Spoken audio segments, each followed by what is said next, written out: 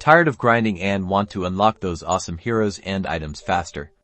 Let's jump straight into redeeming codes in Heroes Battleground. First, find your way to the game's main lobby.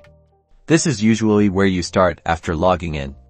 Look for a button labeled Options, Settings, or even just a gear icon.